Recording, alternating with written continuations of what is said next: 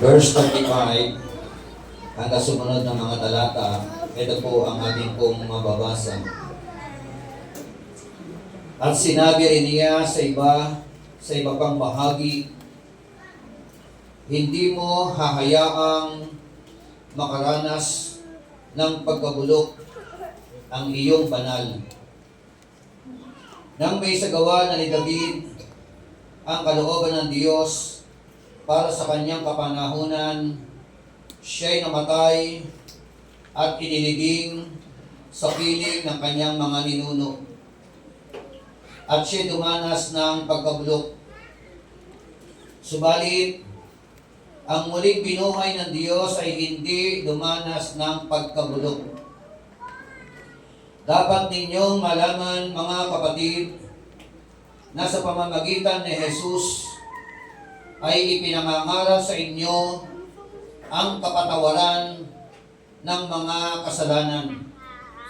At ang lahat ng sumampalataya sa Kanya ay pinalaya na sa lahat ng pagkakasala na mula sa mga ito ay hindi kayo kayang palayain ng kautusan ni Moses. Kaya't mag-ingat kayo upang hindi mangyari sa inyo ang sinasabi ng mga propeta. Tayo pong lahat ay manalangin. Aming Diyos na dakila, salamat po sa buhay na pahiram mo po sa bawat isa po sa amin. Salamat po sa kalusugan. Salamat sa kalakasan.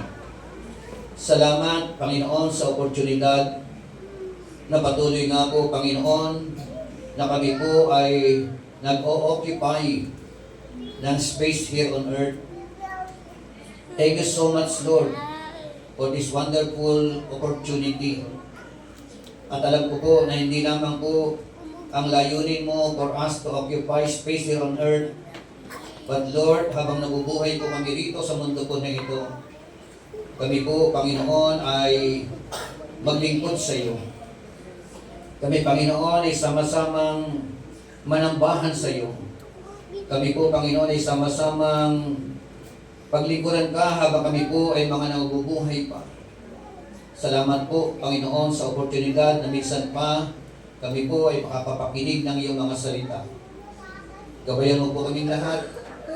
Buksan mo po ang puso ng bawat isa po sa amin. At gamitin mo lamang po ang iyong panlingkod na maging daluyan ng iyong mga salita. Santong Espiritu, habang ibinabahagi po ang mga salita mo, ikaw po ang siyang magbukas ng puso ng iyong mga anak sa amin po kalagitnaan.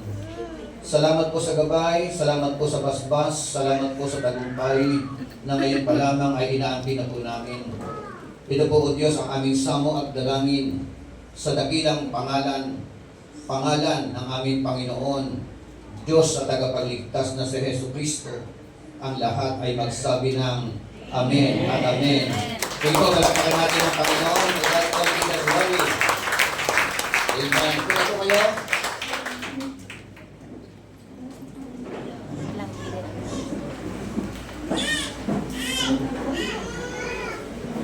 Okay, so our topic, the fleeting nature of human life. The fleeting nature of human life. Sa Tagalog, panandalian ang buhay ng tao.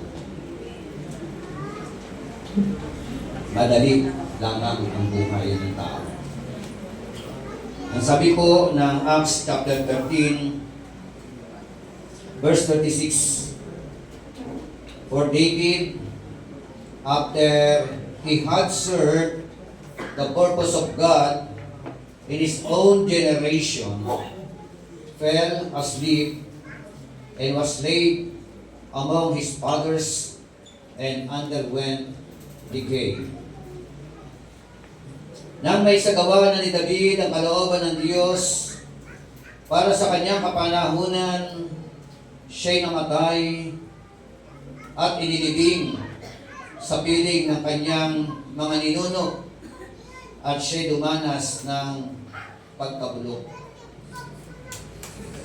Isa pong account na nagpapakita na sa kabila ng siya ay isang hari, pero katulad din natin siya, katulad mo siya, merong isang buhay, iisang buhay na pahiram ng ating Panginoon.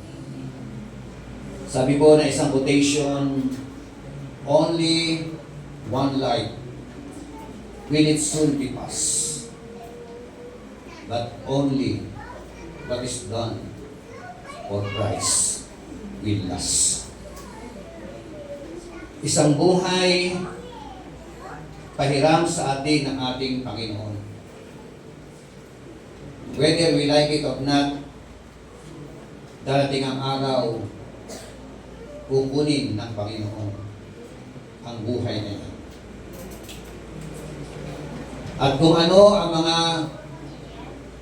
nagawa natin, kung ano po ang mga ginawa natin alang-alang sa Panginoon, lahat ng ito ay atin pong babaunin pagdating po natin sa presensya ng ating Panginoon.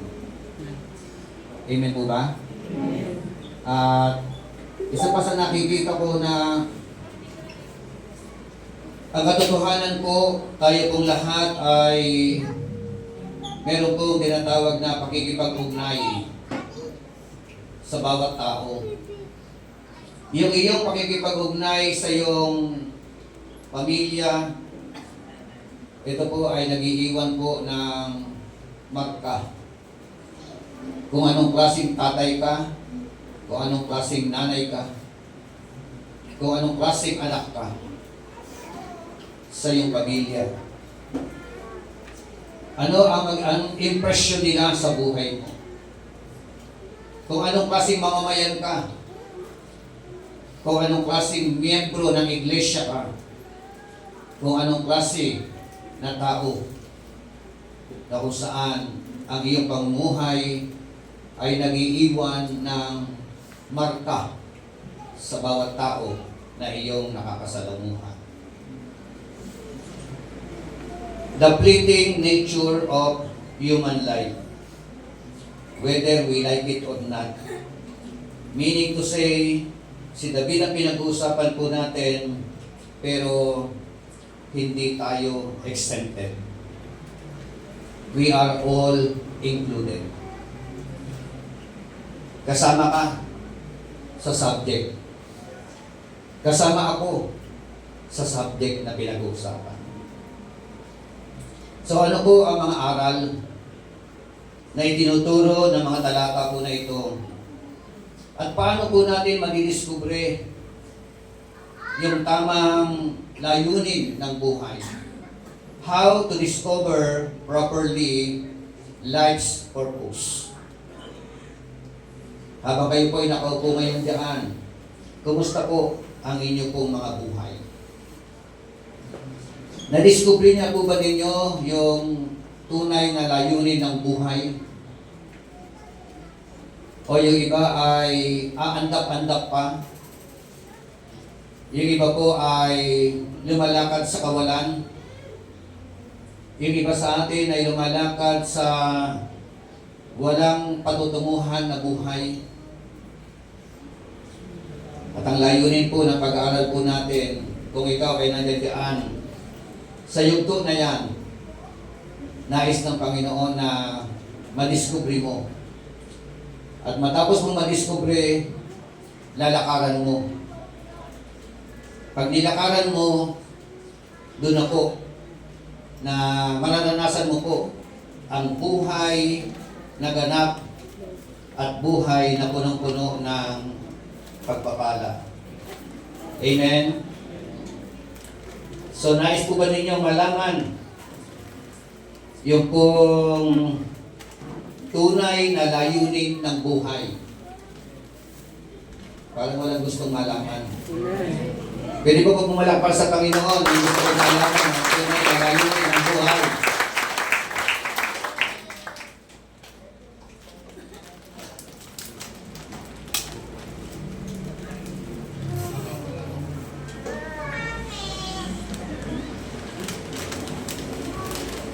So, to discover properly life's purpose, there are three things to consider. Para malaman mo raw po ang tunay na layunin ng buhay, may tatlong bagay na pag-uusapan po natin. Ang unang bagay, consider to serve God according to His purpose. Sa alang-alaw daw po natin na hanggat buhay tayo, hanggat malakas po tayo, paglingkuran po natin ang ating Panginoon ayon sa Kanyang minagaling, ayon sa Kanyang layunin. Sabi po ng talatang 36a, for David, after he had served the purposes of God. Amen? Sabi po ng kasunod, in his own generation, ng kanyang kapanahunan, meron palang isang tao sa katauhan po ni David. Nang siya po ay nabubuhay pa, siya po ay naglingkod sa Panginoon sa kanyang kapanahunan. At si David po, kwento na lang ang kanyang buhay. Amen? Pero, sa kabila po ng kwento na lang ang buhay ni David, yung buhay na ipinamuhay ni David ay nag-iwan ng mga magagandang kwento. Amen? Nung kanyang kapanahunan, nang siya'y nabubuhay pa. Darating ang araw, ang buhay ko, kwento na lang din. Magiging kwento na lang. Pero, sa biyaya at grasya ng ating Panginoon, gusto ko po, ang buhay ko na ito, na ipinapamalagi ko sa ating henerasyon, ay makapag-iwan ng magandang kwento na maiiwan sa aking pamilya, sa mga kabarangay, sa iglesia. Amen? Pinagtapakan natin ang Panginoon.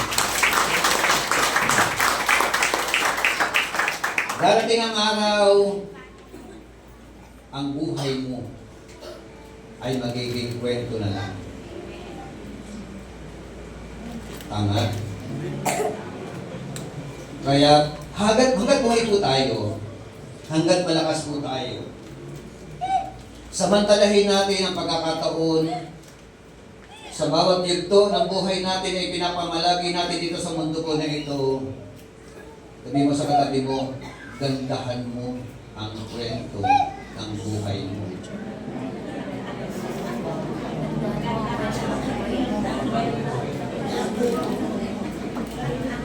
Amen? Sino po ang mga pangit ang kwento ng buhay nila? Diba? Alam niyo po, kahit pangit ka, diba? Hindi issue ang ikaw ay pangit. Ang mahalaga, kahit pangit ka, meron namang magandang kwento ang buhay mo. Palakpakan natin ang Panginoon. Ang dami ko kasi mga magaganda, pero ang pangit ng kwento ng kanilang mga buhay. Are you with me? Sabihin mo sa katabi mo, umayos ka. Sagutin mo siya, lalo ka na.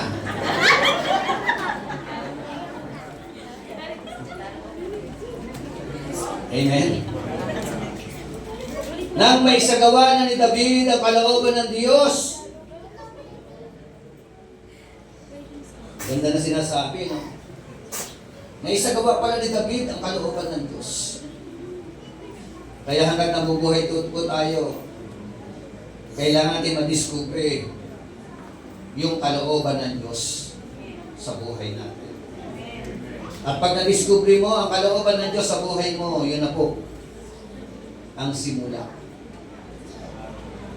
ng tinatawag na pagkukwento ng buhay mo ng magandang kwento. Hindi issue yung mga past. Nakaraan na yun eh. Kahit gaano kapangit yan. Tama? Kahit gaano ka walang kwentang buhay yan. Ang mahalaga yung ngayon. Amen? Nakalipas na yan. Ito po ang pagkakataon na binibigay sa atin ng Panginoon. Hindi pa po huli ang lahat. Amen? Kasi po, ang Diyos po na pinaglilingkuran po natin, lagi po siyang updated. Amen? Palakpakan natin si Lord. Discovering life's purpose begins with God. Amen? For you, for me, for us to discover life's purpose, you must begin. It must begin with God. Because apart from God, you can do nothing. Kung iwalay ka sa Panginoon, wala kang magagawa. Ang hirap magbago. Ang hirap baguhin ang sarili. Pero kapag may ayuda ng Panginoon, amen? Nababago ang buhay. Gumaganda ang ngiti. Di ba? Basta may ayuda galing kay Lord. Tama. At ang ayuda na galing kay Lord ay walang iba kundi ang ikaw ay magtamo ng kaligtasan ng iyong kaluluwa. Amen? Palakpakan natin si Lord. Kaya nga sabi na isang kasabihan, God without man is still God. Amen? But man without God is nothing. Amen? Amen.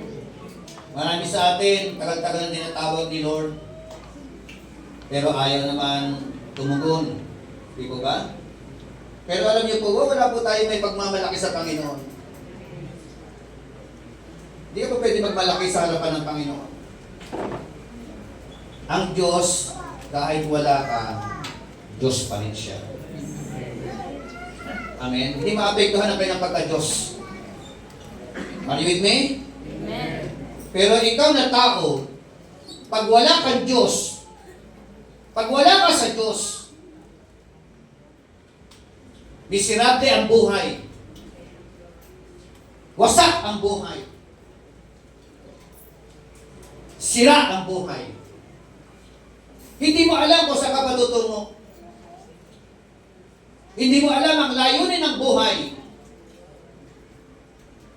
Pero pag nasa Panginoon ka, mararanasan mo po ang buhay na ganap at buhay na kasiya-siya. Buhay na punong-puno ng pag-asa. Palakpakan natin ang Panginoon. God all the glory.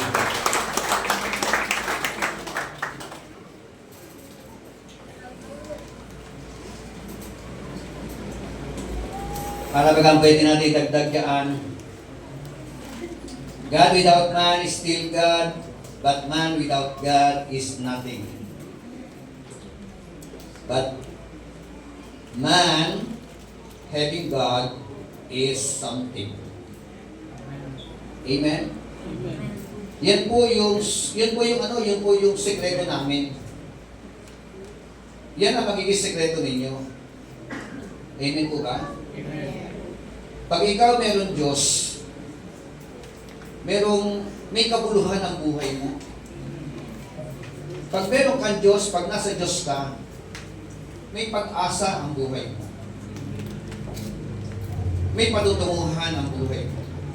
Pero pag wala ka sa Panginoon, que sera, what will be, will be. Amen? Kaya, yun po ang pinakadakilang ayuda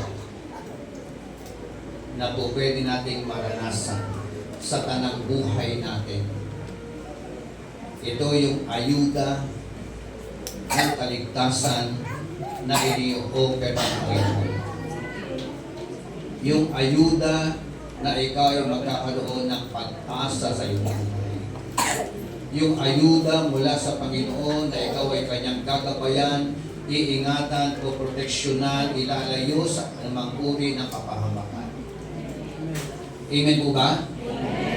So, sabi nga po, some people serve the purpose.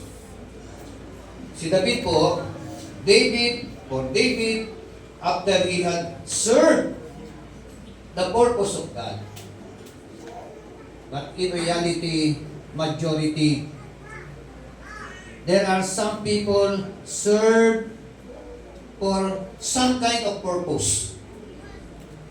Anong purpose?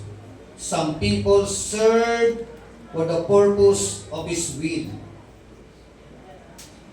Tama? May mga tao ganyan. Nabubuhay lang siya para sa sarili lamang. Nabubuhay siya para ma-please ang kanyang sarili. Nabubuhay siya para sa kanyang sariling kapakanan lamang. Nabubuhay siya sa mga tinatawag na lust of the flesh. Ayon sa kanyang layunin. Marami po mga ganyan. At meron din po sa atin na mga ganyan. Ang purpose ng buhay, yung bang makasarili. Walang pakialam sa kapwa. Kasi hodang malamangan niya ang kanyang kapwa, basta ang mahalaga, makuha ko ang gusto ko. Tama? Dami po mga ganyan. Very, very reality. That is the reality of life. Kasi nga, anong nature natin? Sinner. Makasalanan.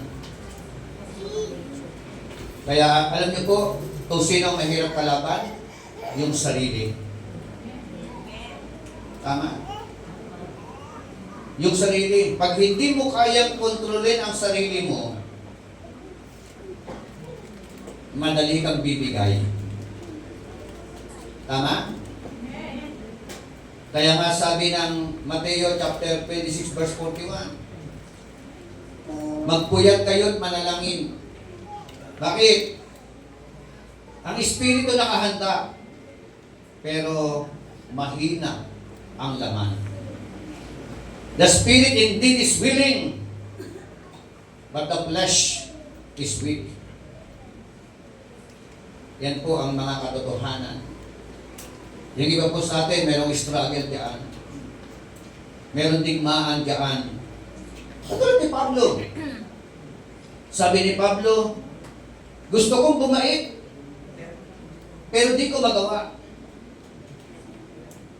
Amen? Sino po rin yung gustong bumait, pero hindi ayaw maging mabait? O kahit anong gawin, hindi maging mabait?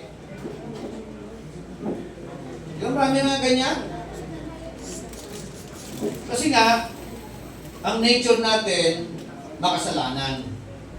Pero maganda na lamang may kasunod. Sabi niya, purihin ang Panginoon. Dahil kay Hesus Kristo, yung hindi ko kayang gawin, magagawa ko na. Palakpakan natin ang Panginoon. Some people serve the purpose of others' will. Amen? Yung iba na po mga tao, nabubuhay, na naglilingkod sa kalooban ng ibang tao. Tama? Yung iba naglilingkod sa kalooban ng gambling lord. Pwede, di ba? Yung iba nabubuhay sa kalooban ng kanyang kurasisi. Are you with me? Yung iba nabubuhay sa kalooban ng kanyang barkada. Pare, toma tayo. Pare, kagigising ko lang. Hindi, sundot pare.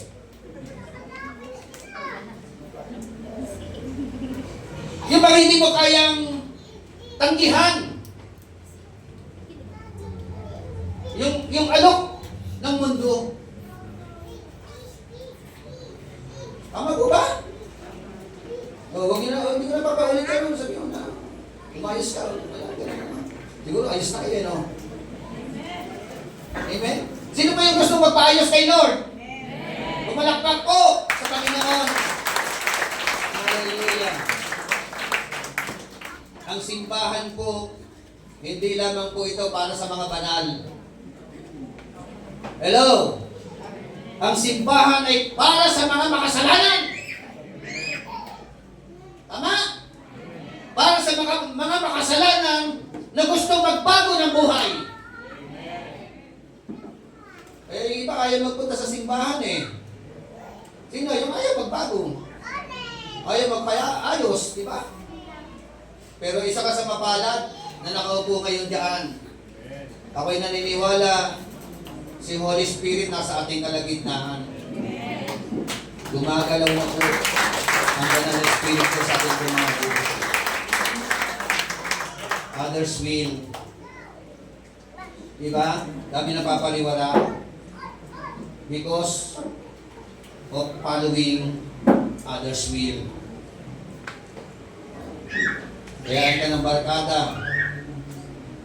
Inom kayo, nalasing ka. Pag malasing ka, nirate ka. Eh, bakit ka napunta dyan? Diba? Hindi naman others will eh. Your will. Hindi ka mapupunta sa company ng mga drug addict o manginginom kung hindi ka kaparehas nila. Tama? At hindi ka rin kung mapupunta rito ngayon kung walang kapangyarihan na nag-udyok sa iyo para magtungo ngayon dito. Amen? There is an unseen personality na nag-move in our midst. Amen. Yung iba po, yun nga, some people serve the purpose of Satan's will. Yung iba po sa atin, no? Aliporis ni Satanas. Wala dito yun. Aba? Wala dito nun. Amen? Pero, meron dito dati. Tama po ba? Meron dati na aliporis si Satanas. No? Kung ano kalooban ni Satanas, yun ang kanyang ginagawa. Hindi ka po mapapabuti pag nagpaalipin ka kay Satanas. Lahat ng mga naging alipin ni Satanas napapariwara at the end of their life. Amen? Si David, ayon sa salita ng Diyos, for David, after he had served purpose of God. Amen? Si David daw po, nabuhay sa kanyang henerasyon. Pero nang mabuhay siya, nabuhay po siya na naglilingkod sa Panginoon. Amen? Naglilingkod ayon sa kalooban ng ating Panginoon. Wala pong napapahamak na tao. na naglilingkod sa Panginoon ayon sa kanyang kalooban. Amen? Lahat po ng mga babae at lalaki na nagsuko ng kanilang buhay, ipinaglingkod ang kanilang mga buhay ng nabubuhay pa, sila po ay makakasigaw sa bandang huli. Tetelestai. It is finished. Victorious living. Amen? Amen. So, how to discover properly life's purpose? Number 1, consider to serve God according to His purpose. Amen? Ngayon po, sino po rito yung gustong maglingkod sa Panginoon ayon sa kanyang layunin? Amen. Nasa pa nga eh.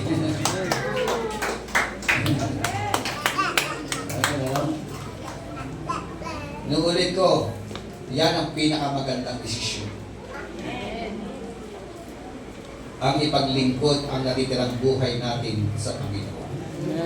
Pangalawa, consider the cycle of life. Sabi po ng 36b, for David, after he had served purpose of God in his own generation, fell asleep. Tagalog, nang may sagawa na ni David ang kalooban ng Diyos para sa kanyang kapanahunan, siya'y namatay.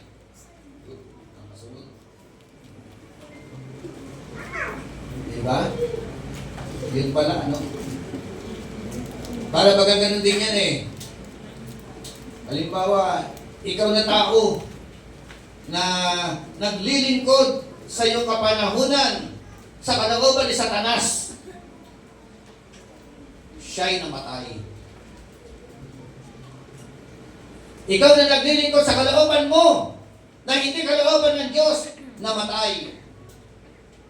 Ikaw na naglilingkod sa kalooban ng ibang tao at kasunod, namamatay.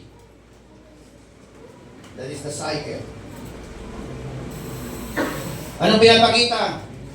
Kahit mabait ka, mamamatay ka. Tama? Kahit masama ka, mamamatay ka. Okay. At ang kamatayan, dumarating sa hindi natin inaasahang pagkakataon. Amen. Nagkaroon po ng matinding bagyo sa Masbate. Ang daming casualty. Di ba? Lumindol sa Cebu, daming casualty. Tama po ba? Yung lindol, hindi inaasahan. Suddenly, biglang lumindol. Amen? Kaya, sabi nga kanina ng MC, we don't know what the future holds. Hindi natin alam what happens next.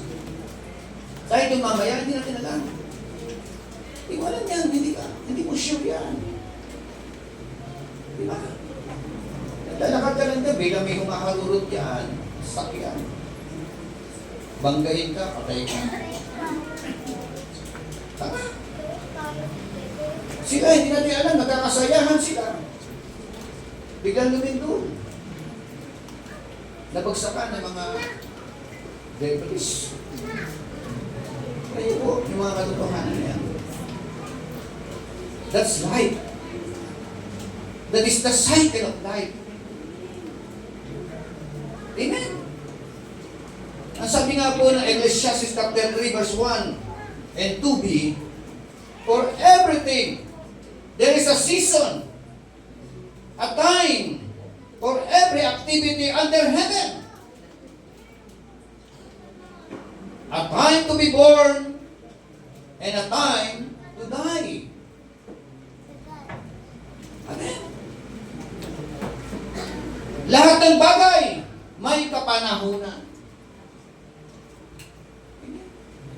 May panahon ng kapanganakan, may panahon ng kamatayan. Okay? May namamatay ng 30 anyos, 20 anyos, 7 taon. Minsan nga paglabas pa lang, ilang araw lang, patay na. Maganda na lang sana, mamatay tayo sa katandaan. Tama? Mamatay kang matanda na may pinagkakatandaan. Tama po ba? Marami po kasi tumatandang pauron. Tama? Kung kailan tumanda, tsaka nagpasaway. Tsaka nag-isakit ng ulo ng kanyang pamilya. No? Ganyan po ba? So, magandang tumanda na mayroong relasyon kay Lord. Kaya sabi roon, the cycle of life, ito yung tinatawag na birth, panahon ng kapanganakan. Tapos, bago dumating ang panahon ng kamatayan, merong panahon ng buhay. Panahon ng pamumuhay. Amen? At narito po tayo sa gitnang panahon. Sino dito ay patay na? Di ba wala pa? Papunta pa lang doon. At ang niyuyugto natin, ang nilalakaran natin, your life itself. Sa pagitan ng birth, death, nasa gitna tayo. Nag-journey tayo. And at present, ito tayo. Hindi nagkataon na humihinga ka pa. Hindi naman kung humihinga pa yung katabi mo.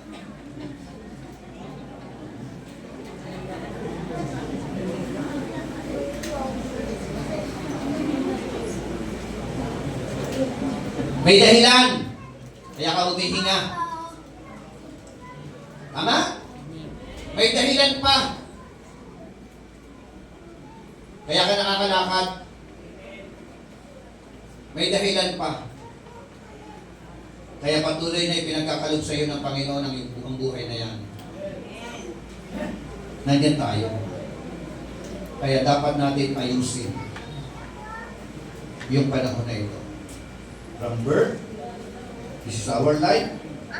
Whether we like it or not, that is the cycle of life.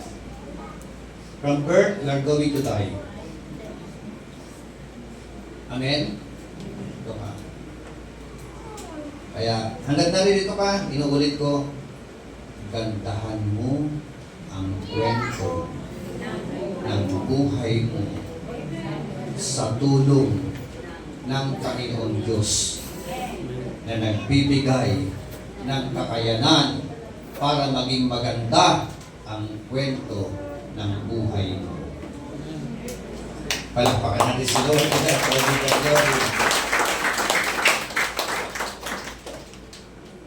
David's death reminding us of our own mortality. Ang pagkamatay daw ni David nagtuturo sa atin ng tinatawag na mortality sa buhay natin. We are not immortal. Amen. Tingnan ka katabi mo, mortal. Di ba? Hindi ka immortal. Ibig sabihin, may hangganan ang ilalagay mo dito sa mundo po na ito. Hindi po ba? At dahil may hangganan, bago dumating yung huli, kailangan natin makasiguro ng tinatawag na buhay na walang hanggan, na pangako ng Panginoon sa bawat babae at lalaki na nagsusuko ng kanilang mga buhay sa Panginoon. Pangatlo, consider rest in God's presence. Amen? Talata 35, Aklat ng Mga Gawa, sabi po diyan, at sinabi rin niya sa iba pang bahagi, hindi mo hahayaang makaranas ng pagkabulok ang iyong banal. Sino po dito ang tinutukoy na hindi makakaranas ng pagkabulok? Hello? Si David po ba ang tinutukoy na makakaranas ng walang pagkabulok? Amen? Hindi po si David ang tinutukoy dito na makakaranas ng walang kabulukan. Ano po? Si David po, ayon po sa mga sumunod na mga pangungusap, sa talatang 36 hanggang talatang 37, nang may sagawa na ni David ang kalooban ng Diyos para sa kanyang kapanahunan, siya'y namatay at inilibing sa piling ng kanyang mga ninuno at siya'y dumanas ng pagkabulok, underwent decay. Amen? So it was David na nag-undergo na tinatawag na pagkabulok ang mga tao. Katulad mo, katulad ko. Kahit gaano ka ba kaganda ngayon, when you die,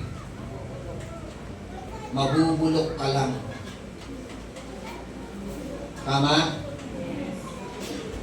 Makakaranas tayo ng pagkabulok. Ito po, yun po yung realidad. Pero isang magandang pangako ng ating Panginoon na sino man sa atin na makakaranas ng pagkabulok, opo, mamamatay tayo. Pero sa pagkamatay po natin, mararanasan po natin yung tinatawag na rest in God's presence. Amen? Palakpakan natin si Lord.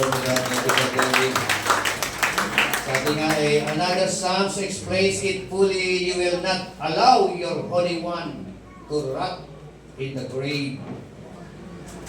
No? It was David. It was not David, but it is our Lord Jesus Christ. Amen? Sabi nga characteristic na tinatawag na eternal rest. Ito po yung mga mararanasan natin. Ceasing from labor and struggle. Hindi ka na mahihirapan pa. No? Sa mga naranasan mo ng buhay ka ng mga sakit at karamdaman. Hindi mo na mararanasan yung mga struggle in life. Yung mga mabibigat na problema na para bagang hindi na matapos-tapos. Dahil patay ka na. Amen? Ano pa? Entering into God's presence. Pagpasok sa presensya ng ating Panginoon. And not just only entering God's presence, enjoying eternal fellowship with God. Amen? Talatang 39, ang sabi po diyan, at ang lahat ng sumasampalataya sa Kanya ay pinalaya na sa lahat ng pagkakasala na mula sa mga ito ay hindi kayo kayang palayain ng kautusan. Amen. Ang lahat ng mga sumasampalataya, sila raw po ay pinalaya na hindi kayang lumaya sa pamamagitan ng pagganap ng mga kautusan. Ang nagpalaya sa kanila, ang tumulong sa kanila ay walang iba kundi ang ating Panginoon Jesucristo.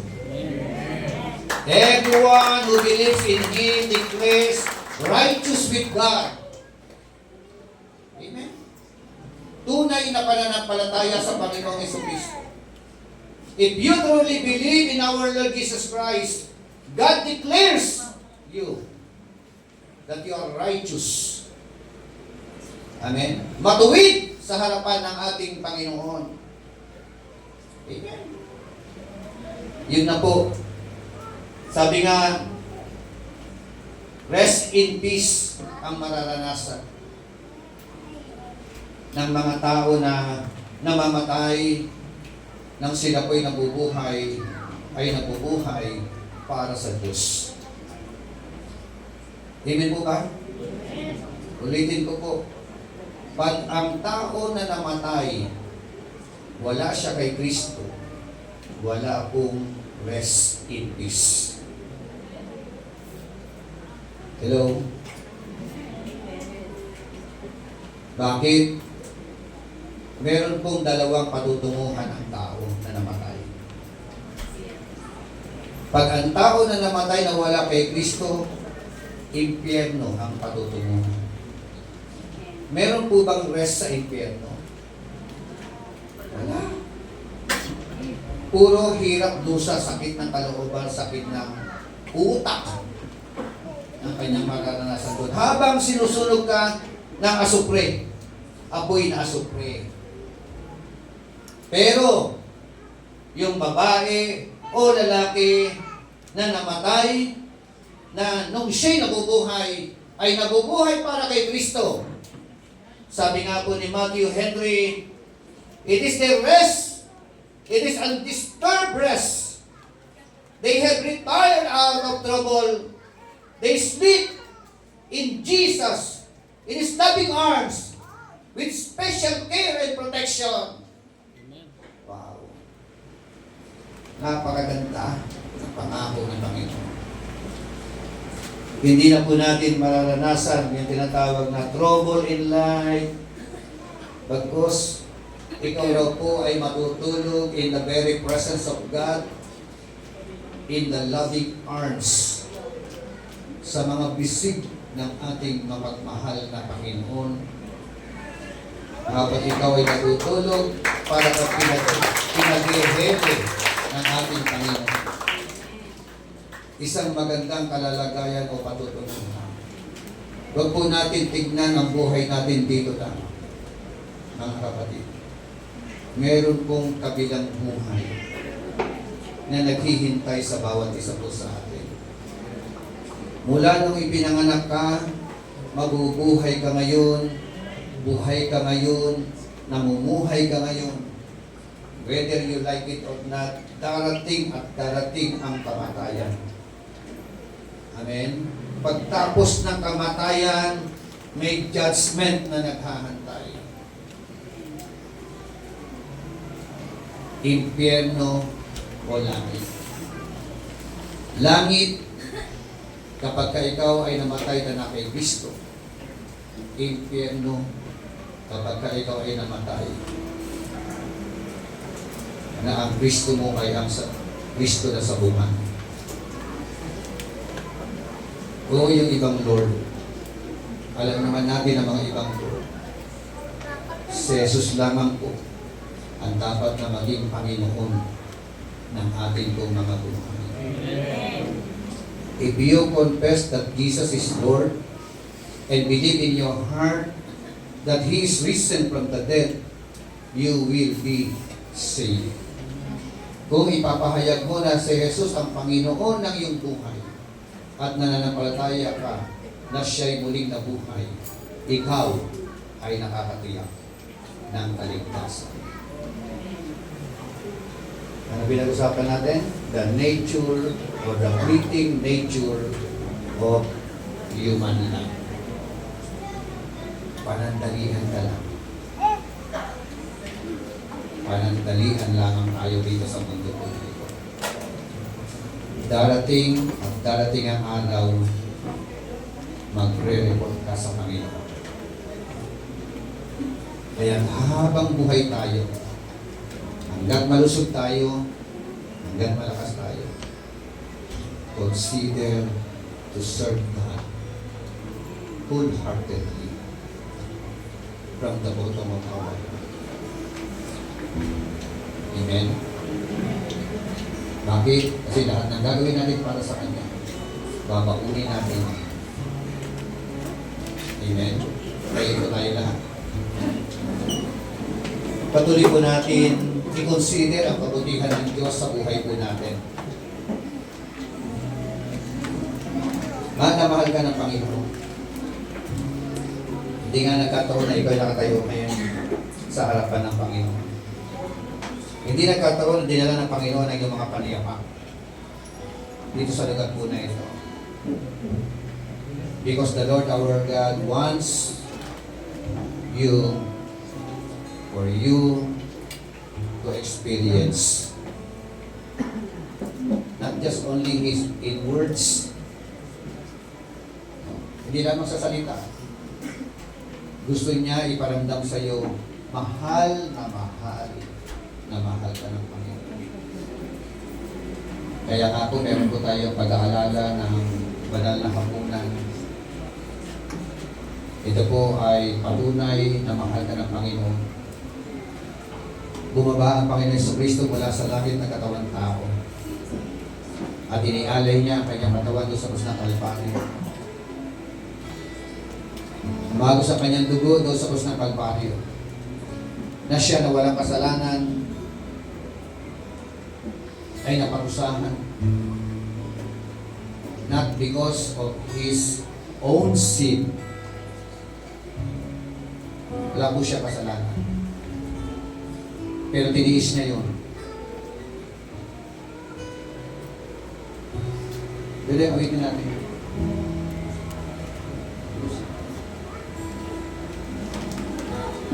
Patuloy po natin damhin ang presence ng Panginoon. Hallelujah. Bago natin ipamahagi ang simbolo ng katawan at dugo ng Panginoon.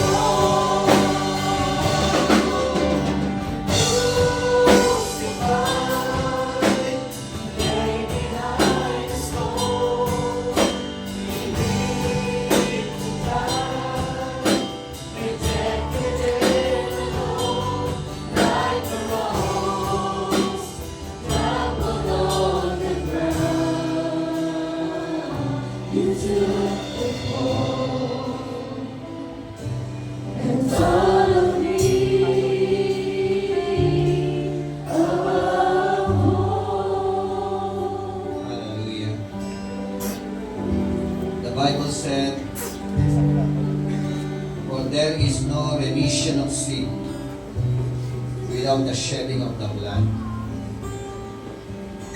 Wala raw po pagtubos ng kasalanan kung walang pagbububo ng dugo.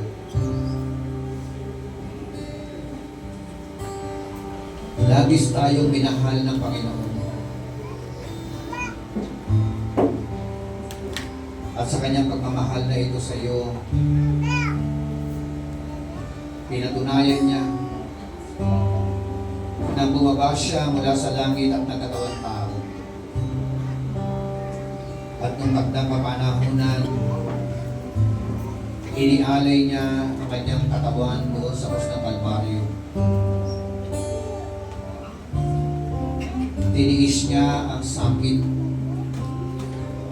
Tiniis niya ang pag-ahalipura. Tiniis niya ang mga pasakit sa kanyang katawan. Nang iputong sa kanyang ulo ang koronang tinik, umagos ang dugo. Nang ipapo ang kanyang mga paa, umagos ang dugo. Nang ipako ang kanyang mga kamay, umagos ang dugo. Nung siya ay tusukin sa tagiliran, umagos ang dugo. Nang siya ay hampasin ng 40 beses, sa damakmak na dugo, ang umagos sa kanyang katawan. Hindi naman siya dapat ang magdanas ng dusa na iyon. Pero tiniis niya na kanyang maranasan ng mga bagay na iyon. Dahil sa iyo, dahil sa akin, ikaw at ako ang dahilan. Tayong lahat ang dahilan. Dahil kung hindi niya gagawin ang mga bagay na yun, kung hindi niya ginawa ang mga bagay na yun, wala kang kapag-asa na makalaya sa kasalanan. Kailangan niyang gawin ang mga bagay na yun dahil mahal ka niya. Mahal na mahal ka niya. Sukdula na ialay niya ang sarili niya alang-alang sa iyo. Pwede po kayo taas natin ang ating mga kamay sa presensya ng Panginoon. At patuloy po natin damhin ang kanyang pagmamahal sa iyo, sa atin, sa kabila ng hindi naman tayo karapat-dapat na mahalin, sa kabila ng tayo po ay nalayo sa Kanya, hindi yun na naging dahilan. Pag-ibig ang dahilan.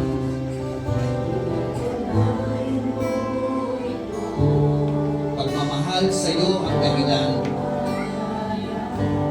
Kaya niya tiniis na mangyari ang mga bagay na ito para sa Kanya.